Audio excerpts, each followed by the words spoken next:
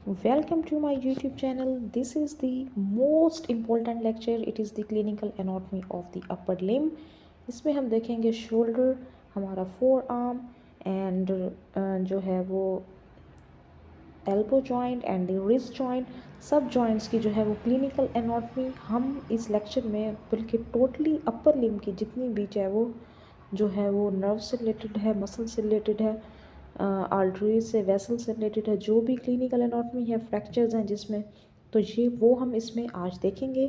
First is the clavicle.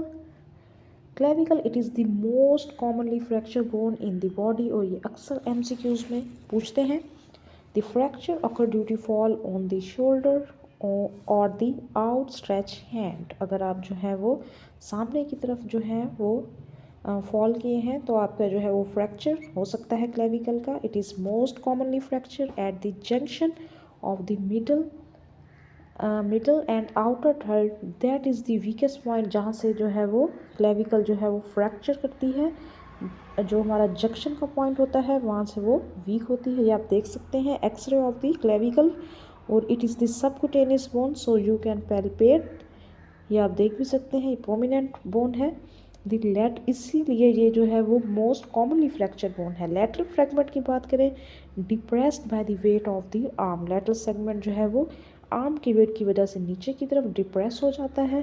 Pulled medially and forward by the adductors of the arm, specially pectoralis major. Pectoralis major हमारे पास क्या है, adductor है ना। सो ये जो है मेरा लेक्चर है, ये थोड़े एडवांस स्टूडेंट्स के लिए है, फोर्थ ईयर और फाइनल ईयर। मीडियल फ्रैगमेंट की बात करें तो pulled upward by the sternocleidomastoid. Lateral segment depress हो जाएगा, middle segment pulled upward by the SCM, जिसको हम कहते हैं sternocleidomastoid. Improvement of the supra clavicular nerve can be cause by can be the cause of persistent pain. जो हमारी सुप्रा clavicular nerve है वो जो है वो यहाँ पे इरिटेट होती है मीडियल फ्रैगमेंट में, और वो जो है पेन काज कर सकती है over the side of the neck.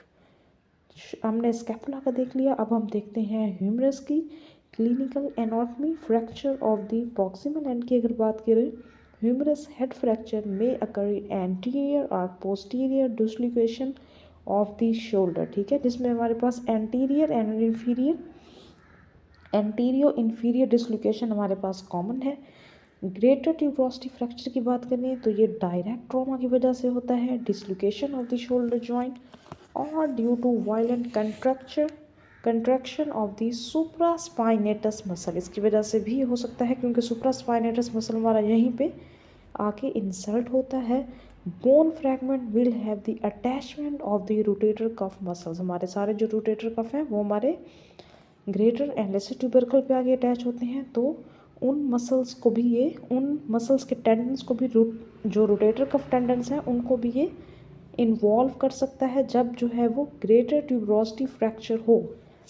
tearing of the rotator cuff with the dislocation can result in the greater tubercle remain displaced posteriorly even after the joint is reduced। ठीक है, ये जो ग्रेटर ट्यूबरोसिटी फ्रैक्चर है उनमें क्या क्या conditions हो सकती हैं ये हमने देख लिया। और अगर ह्यूमरस के प्रॉक्सिमल एंड की बात करें तो उसमें जो है वो लेसर ट्यूबरोसिटी फ्रैक्चर भी हो सकते हैं। सर्जिकल नेक फ्रैक्चर की अगर हम बात करें तो इसमें क्या होगा, injury to the axillary nerve, और एक्सिलरी नर्व हमारी किसको सप्लाई करती है, डेल्टॉइड को। So the shoulder abduction is compromise. ठीक है, हमारा ऊपर जो है वो एनाटोमिकल नेक होता है, देन इसके नीचे हमारा जो है वो सर्जिकल नेक प्रेजेंट होती है। ह्यूमरस की बात करें, अगर शाफ्ट का फ्रैक्चर हो, it's common the displacement of fragment depend on the rotation of the site of the fracture to the insertion of the deltoid muscle, क्योंकि डेल्टॉइड ट्यूबरोसिटी होती है हमारी शाफ्ट पर, तो वहाँ पे जो है वो डेल्टॉइड मसल का जो है वो हमें कंप्रोमाइज़ देखने को मिल सकता है। और this you can see is the fracture of the shaft, और ये एक्सरे शो हो रहा है। If the fracture line is proximal to the deltoid insertion, the proximal fragment is adducted by the pectoralis major। ठीक है, pectoralis major क्योंकि हमारा वहीं अटैच होता है तो वो अपनी तरफ उसे मसल अडक्ट कर लेगा, शोल्डर अडक्शन हो जाएगी, लैटिसिमस टॉर्साई भी करेगा, एंड टीरीज मेजर। और अगर डिस्टल फ्रैगमेंट जो है वो इन्वॉल्व हुआ है तो वो pulled proximally by the deltoid biceps and triceps. जिस साइड का फ्रैक्चर होगा, जो मसल्स वहाँ पे होंगे, वो उस फ्रैगमेंट को अपनी तरफ जो है वो खींच लेंगे, ऐसे कह लें। If the fragment fracture line is distal to the deltoid insertion, the proximal fragment is abducted by the deltoid. Deltoid abduction करवाता है तो क्या होगा, abduction होगी। Distal fragment is pulled proximally by the bicep and the tricep. और the radial nerve can be damage. और radial nerve आपको पता है, यहीं से अगर जो है वो शाफ्ट का फ्रैक्चर हुआ है तो रेडियल नर्व क्या हो सकती है, डैमेज हो सकती है। In this case distally and in this case proximally. ठीक है, वो बता रहे हैं कि प्रॉक्सिमल अगर हुआ है टू द डेल्टॉइड इंसर्शन तो क्या क्या हो सकता है, और अगर डिस्टल हुआ है टू द डेल्टॉइड इंसर्शन तो क्या क्या पॉसिबिलिटीज़ हो सकती हैं। It's very important. इट्स ये जो लेक्चर है ये सारा ही बहुत इंपॉर्टेंट है। नेक्स्ट ह्यूमरस की अगर जो है हम लोअर एंड की बात करें तो उसमें हमारा सुप्राकंडाइलर रीजन है, कॉमन इन द चिल्ड्रन। ये चीज़ चिल्ड्रन में जो है वो इसका फ्रैक्चर कॉमन है। और सुप्राकंडाइलर रीजन में हमें पता होना चाहिए कि वहाँ से मीडियन नर्व पास करती है एंड द ब्रेकियल आर्टरी, तो वो डैमेज होने का चांस हो सकता है। This you can see in the X-ray. ये बहुत इंपॉर्टेंट है कि सुप्राकंडाइलर फ्रैक्चर जो है अगर हुआ है तो मीडियन नर्व कंप्रोमाइज़ हो सकती है in case of patient presentation. एक अच्छे डॉक्टर को ये पता होना चाहिए। और अगर मीडियल एपिकॉन्डाइल का फ्रैक्चर हुआ तो आपको पता होना चाहिए वहाँ पे अल्नर नर्व जो है वो डैमेज हो सकती है। It's very very important for MCQs and also for practical experience. Radius की अगर हम बात करें, fracture of the distal end of the radius को हम जो है वो कोलिस फ्रैक्चर भी कहते हैं। It is due to the fall on the outstretch hand in the patient over 50 years. The distal fragment of the radius is pulled posteriorly and superiorly, तो हम इसको एक्सटेंशन फ्रैक्चर भी, एक्सटेंशन डिफॉर्मिटी भी कहते हैं। This you can see is the Colles fracture. इसको हम dinner fork deformity भी कहते हैं क्योंकि इसकी शेप उस तरह की हो जाती है। सो हम इसको कहते हैं dinner fork deformity. The distal articular surface is directed posteriorly. आप देख सकते हैं ये पोस्टीरियरली जा रही है।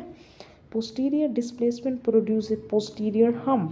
ठीक है, ये पोस्टीरियर हम्प हम यहाँ पे देखने को मिलता है।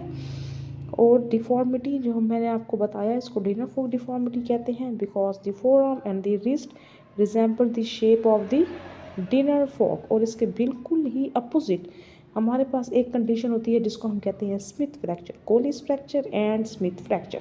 Smith fracture is the reverse to the Colles fracture as the distal segment is displace anteriorly. अब ये कहाँ जा रहा है, ये आप देख सकते हैं इस पिक में, ये एंटीरियरली जा रहा है। और ये कहाँ जा रहा था, ये पोस्टीरियरली जा रहा था। ये आपने MCQs पॉइंट ऑफ व्यू से इन्हें याद रखना है, ये दोनों दूसरे के अपोजिट हैं। Fracture of the scaphoid bone, हमारी जो फर्स्ट बोन है कार्पल की, स्कैफॉइड, इसका फ्रैक्चर कॉमन है। यंग अडल्ट्स में fracture line passes through the narrowest part of the bone. The blood supply to the scaphoid may come from the distal end, and the only way the proximal bone can receive blood supply and the nutrients through the rest of the bone. अब इसमें क्या होगा कि blood supply compromise हो रही है तो यहाँ पे necrosis हो सकता है। Thus a fracture of the scaphoid in the proximal pole or waist deprives the proximal fragment of its arterial supply। ठीक है, तो इसमें क्या हो सकता है, एवास्कुलर नेक्रोसिस, एवास्कुलर नेक्रोसिस हो सकता है। This you can see in the picture, this is the X-ray. If the fracture will not unite properly there will be the permanent pain and the weakness. ठीक है, permanent pen और उस जगह पे weakness रहेगी। क्यों, क्योंकि वहाँ पे जो है वो ब्लड सप्लाई नहीं प्रॉपर तरीके से हो रही और मसल एट्रोफी में चले जाएंगे। Deep tenderness in the anatomical snuff box after a fall on outstretched hand in a young adults is an indicator of the fracture of scaphoid bone, क्योंकि वहीं पे हमारा एनाटोमिकल स्नफ बॉक्स भी present होता है थंब वाली side पे। ठीक है, स्टर्नोक्लेविकुलर जॉइंट, SC जॉइंट भी हम इसको कहते हैं।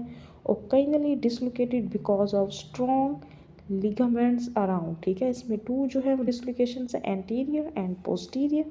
एंटीरियर डिसलोकेशन की बात करें तो medial end of clavicle pulled forward and upward, ठीक है।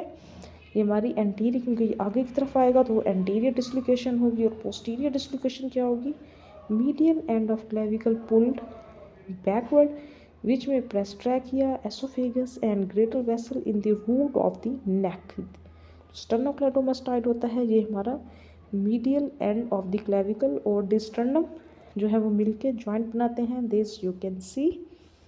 Next is the acromioclavicular joint, ये उसके अपोजिट होता है, स्टर्नोक्लेविकुलर मीडियल साइड पे होता है और एक्रोमियोक्लेविकुलर हमारे लेटरल साइड पे प्रेजेंट होता है, और इसकी स्टेबिलिटी भी डिपेंड करती है ऑन द स्ट्रॉन्ग कोरैकोक्लेविकुलर लिगामेंट। उसमें भी लिगामेंट्स का रोल है, इसमें भी, क्योंकि जॉइंट को स्टेबल करने के लिए हमेशा लिगामेंट्स जो है वो रोल प्ले करते हैं, ये तो आपको पता ही है। जॉइंट्स में get injured by severe blow such as the hard fall on the shoulder, ठीक है, इस तरह से गिनने से हो सकते हैं एक्रोमियोक्लेविकुलर जॉइंट की डिसलोकेशन और fracture. Acromion thrust beyond the lateral end of the clavicle, tearing the coracoclavicular ligament.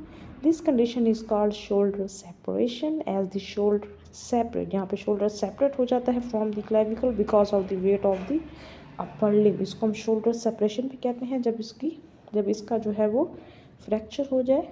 Displace lateral end of clavicle is easily palpable। क्यों palpable है, क्योंकि मैंने आपको बताया clavicle इसे subcutaneous bone.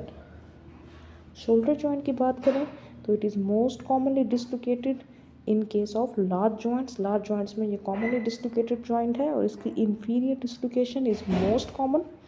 Dislocation happen when a force overcome the strength of the rotator cuff muscle and the ligaments of the shoulder. Ligaments की वजह से या रोटेटर कफ मसल की स्ट्रेंथ अगर कॉम्प्रोमाइज़ हुई है तो डिसलोकेशन हो सकती है। और ऑल डिसलोकेशंस आर एंटीरियो एंफीरियर डिसलोकेशन नियरली, ठीक है, क्योंकि ये सबसे ज़्यादा जो है वो एंटीरियो एंफीरियर डिसलोकेशन होती हैं। मीनिंग दैट इसका क्या मतलब है कि humerus slide out of the front of the glenoid, ठीक है, ह्यूमरस जो है वो आगे की तरफ स्लाइड कर जाती है, और पोस्टीरियर डिसलोकेशन ओनली 3% होती है, और इसमें क्या होती है, ह्यूमरस बैक पे चली जाती है, पोस्टीरियरली चली जाती है, पोस्टीरियरली डिसलोकेट हो जाती है। एंटीरियो इन्फीरियर डिसलोकेशन की अगर हम बात करें, ये फर्स्ट पिक्चर में आप देख सकते हैं।